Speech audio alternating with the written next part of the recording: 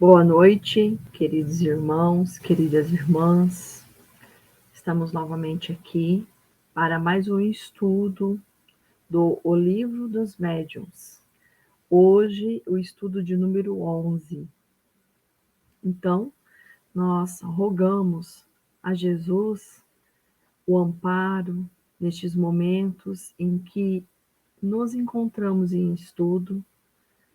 Rogamos também aos nossos benfeitores espirituais, o benfeitor espiritual deste grupo EGE, Estudo Sistematizado da Doutrina Espírita, como os benfeitores de cada um, que possamos estarmos unidos, mesmo que distante, em pensamento, em estudo, e assim vamos aumentando a nossa rede espiritual de irmãos. Então, como já dissemos, o estudo de hoje é de número 11 e o objeto de estudo são os itens 262 a 283 do Livro dos Médiuns. Faremos a leitura das questões para debate e logo após iremos falar sobre alguns conceitos e informações extraídos dos pontos indicados. Então, as questões para debate são: a identidade dos espíritos que se comunicam é providência essencial à prática espírita? Está no item 262. Qual é, segundo Kardec, o único e infalível meio de se saber a natureza do espírito comunicante? Então, segundo Kardec, qual é o único e infalível meio de saber a natureza do espírito comunicante? Kardec enumera 26 princípios que devem ser levados em conta para se conhecer a qualidade dos espíritos. Quais são eles? É uma lista bem grande e alguns muito importantes. Por quais sinais se pode reconhecer a superioridade ou a inferioridade dos espíritos? Pode-se conhecer os espíritos pelas impressões que nos causam a sua aproximação? Quando sentimos um espírito se aproximando de cada um de nós, podemos, por essa impressão, reconhecer esse espírito? Podemos evocar os espíritos? Pode evocar os espíritos? Como os espíritos ficam sabendo quando os evocamos? Para termos ascendência sobre os espíritos inferiores, qual é a condição necessária? Se estamos ali perante um espírito inferior, um irmão nosso inferior, qual é a ascendência necessária? Como que conseguimos essa ascendência, essa condição necessária? Como o pensamento se transporta? Como nós dissemos, estamos aqui unidos também por pensamento. Como o nosso pensamento se transporta? Podemos evocar a alma de um animal?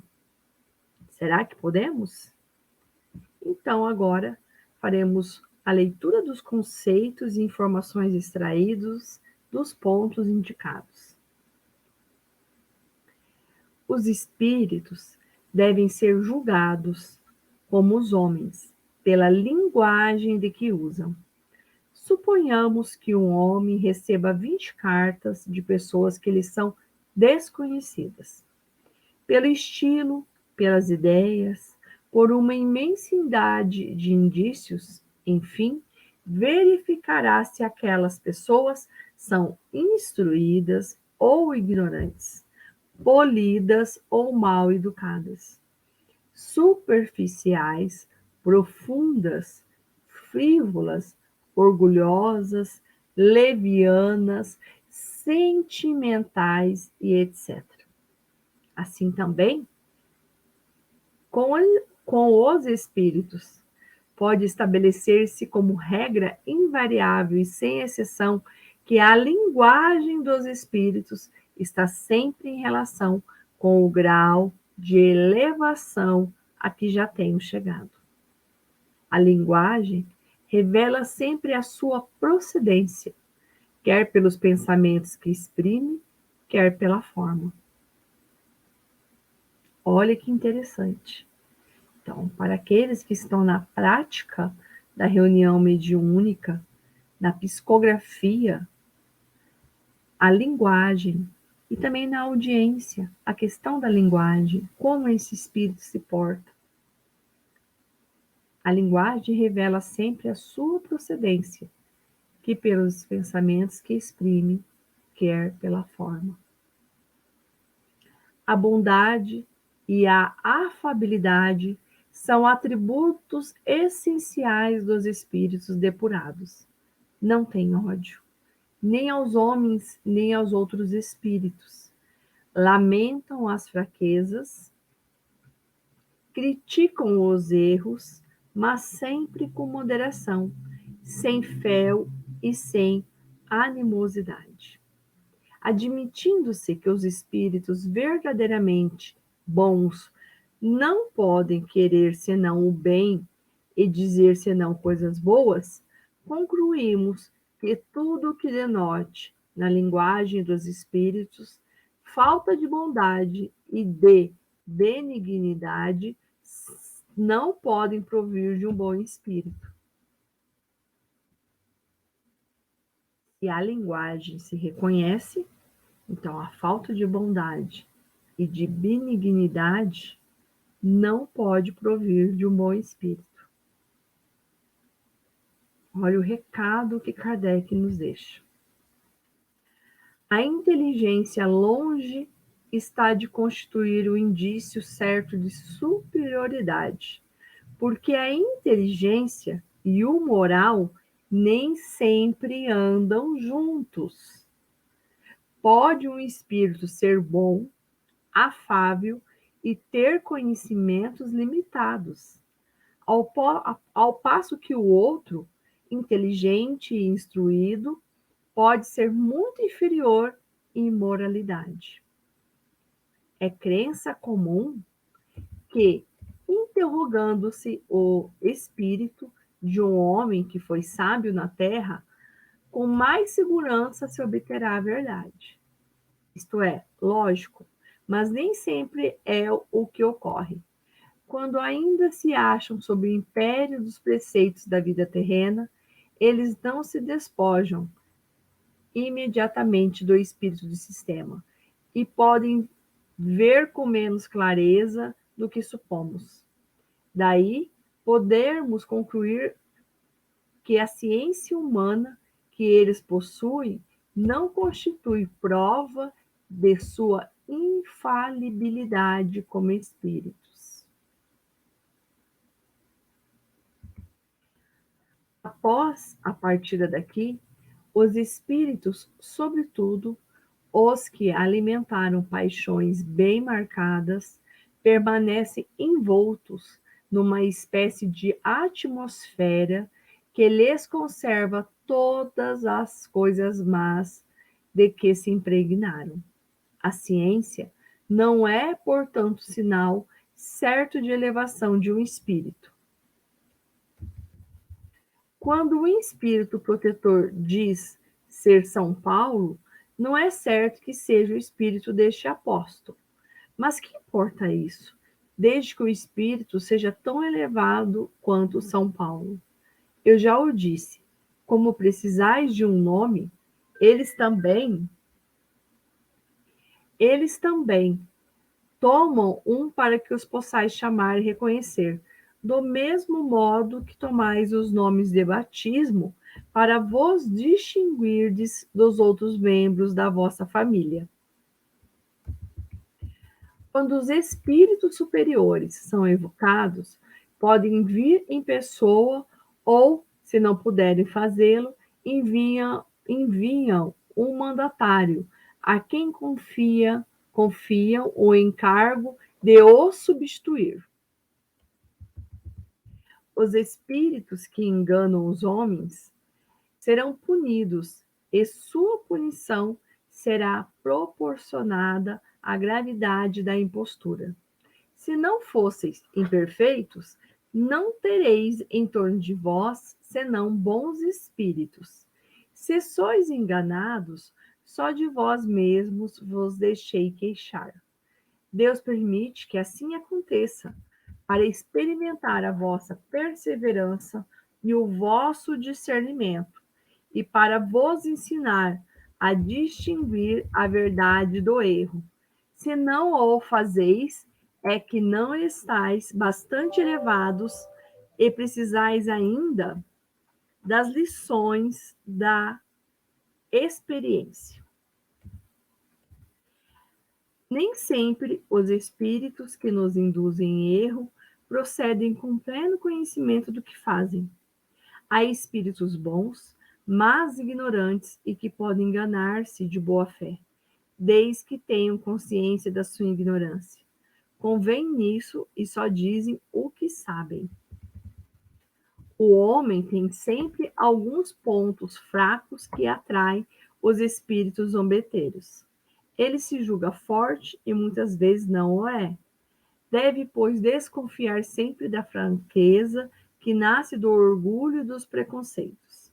Ninguém leva bastante em conta essas duas causas da queda, de que se aproveitam os espíritos que, lisonjeando as manias, têm a certeza do bom êxito.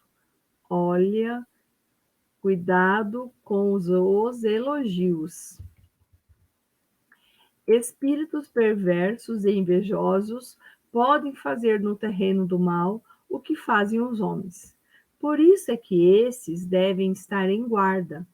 Uma linguagem própria a semear a discórdia e a desconfiança é sempre obra de um mau espírito, qualquer que seja o nome com que adorne.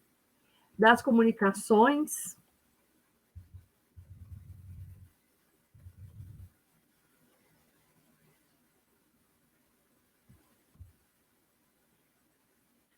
minuto que saiu aqui.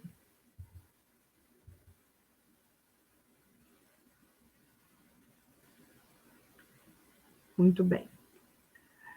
Por isso é que esses devem estar em guarda. Uma linguagem própria a semear a discórdia e a desconfiança é sempre obra de um mau espírito, qualquer que seja o nome com que se adorne. Das comunicações dos espíritos, guardai apenas o que haja de belo, de grande, de racional, e que a vossa consciência aprove. Há pessoas pelas quais os espíritos superiores se interessam mais do que outras, e quando eles julgam conveniente, as preservam dos ataques da mentira. Contra essas pessoas, os espíritos enganadores nada podem. Não há nisso parcialidade, há justiça. Os bons espíritos se interessam pelos que usam criteriosamente da faculdade de discernir e trabalham seriamente por melhorar-se. Dão a esses suas preferências e os secundam. Não há fórmulas eficazes para expulsar os espíritos enganadores. Fórmula é matéria. Muito mais vale um bom pensamento dirigido a Deus. Os espíritos superiores nenhum outro sinal têm para se fazer reconhecer além da superioridade das suas ideias e da sua linguagem. Os espíritos enganadores contrafazem o pensamento, como os cenógrafos contrafazem a natureza. É fácil descobrir a fraude por meio de um estudo atento. Os espíritos só enganam os que se deixam enganar. É preciso, porém, ter olhos de mercador de diamantes para distinguir a pedra verdadeira da falsa. Ora, aquele que não sabe distinguir a pedra fina da falsa se dirige ao lapidário. Os espíritos enganadores sabem perfeitamente a quem se dirigem. Há pessoas simples e pouco instruídas, mais difíceis de enganar do que outras, que têm finura e saber. Lisonjeando-lhe as paixões, fazem eles do homem o que querem. O espírito pode comunicar-se espontaneamente ou acudir ao nosso chamado, isto é, vir por evocação. Surpreende não rara a prontidão de que o espírito evocado se apresenta mesmo da primeira vez. Dir-se-ia que estava prevenido. É, com efeito, o que ocorre quando, com a sua evocação, se preocupa de antemão aquele que o evoca. Essa preocupação é uma espécie de evocação antecipada. Frequentemente, as evocações oferecem mais dificuldades aos médiuns do que os ditados espontâneos, sobretudo quando se trata de obter respostas precisas às questões circunstanciadas. Para isso são necessários médiuns especiais, ao mesmo tempo flexíveis e positivos. E já vimos que esses últimos são bastante raros, visto que as relações fluídicas nem sempre se estabelecem instantaneamente com o primeiro espírito que se apresente. Os médiuns são geralmente muito mais procurados para as evocações de interesse particular do que para comunicações de interesse geral. Recomendamos que não acendam a esse desejo, senão com muita reserva. O médium deve evitar tudo que possa transformá-lo em agente de consultas, o que aos olhos de muitas pessoas é sinônimo de ledor da bonadicha, bonavida, né? Entre as causas que podem impedir a manifestação de um espírito, umas que lhe são pessoais e outras estranhas. Entre as primeiras, devem colocar-se as preocupações ou as missões que estejam desempenhando e das quais não podem afastar-se para ceder aos nossos desejos. Há também a sua própria situação. Se bem que o estado de encarnação não constitui obstáculo absoluto, pode apresentar um impedimento em certas ocasiões, sobretudo quanto a encarnação se dá nos mundos inferiores e quando o espírito está pouco desmaterializado. As causas estranhas residem principalmente na natureza do médium, na da pessoa que evoca, no meio que se faz a evocação, enfim, no objetivo que se tem em vista. Há médiuns que recebem mais particularmente comunicações do que seus espíritos familiares. Outros se mostram aptos a servir de intermediários a todos os espíritos. O fato depende também do desenvolvimento da faculdade mediúnica. Com o tempo, o espírito estranho se intensifica com o do médium e com aquele que o chama. Estabelece, então, entre eles relações fluídicas que tornam mais prontas as comunicações. E é por isso que uma primeira confabulação nem sempre é tão satisfatória quanto fora de desejar que os próprios espíritos pedem frequentemente que os chamem. E também tratando deste mesmo assunto, Chico Xavier disse certa vez uma frase que se tornou muito famosa: o telefone só toca de lá para cá.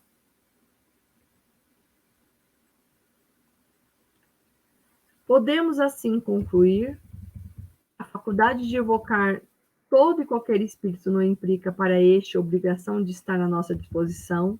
O espírito pode vir em certa ocasião e não vir noutra, com o médio ou invocador que lhe agrade e não com o outro. O espírito pode dizer o que quer, sem poder ser constrangido a dizer o que não queira. O espírito pode ir-se quando lhe aprouver, e por causas independentes ou não da sua vontade, depois de ser assíduo durante algum tempo, ele pode de repente deixar de vir. E é por isso que, quando se deseja chamar um espírito que ainda não se apresentou, é necessário perguntar ao seu guia protetor se a evocação é possível. O grau de superioridade ou inferioridade dos espíritos indicará em que tom convém que lhes fale. Evidentemente, quanto mais elevados eles sejam, tanto mais direito terão ao nosso respeito, às nossas atenções e à nossa submissão. Tão irreverente seria tratarmos de igual para igual os espíritos superiores, quanto ridículo seria dispensarmos a todos, sem exceção, a mesma deferência. Tenhamos veneração para os que merecem, reconhecimento para os que nos protegem e nos assistem. E para os demais, a benignidade de que talvez um dia venhamos a precisar, com certeza.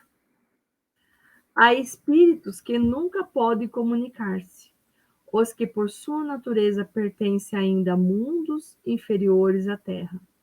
Tão pouco podem o que se acham nas esferas de punição, a menos que especial permissão lhes seja dada, com o fim de utilidade geral.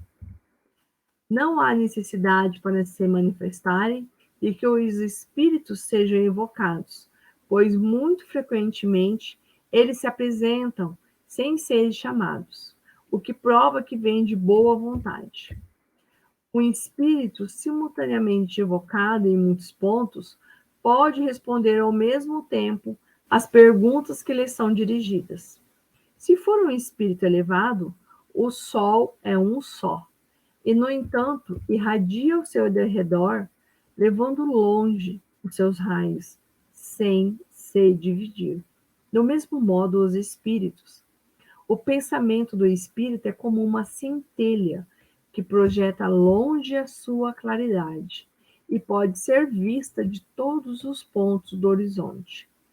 Quanto mais puro é o espírito, tanto mais o seu pensamento se irradia e se estende como a luz. A alma da criança é um espírito ainda envolto nas faixas da matéria, porém desprendida desta. Goza de suas faculdades de espírito, porquanto os espíritos não têm idade.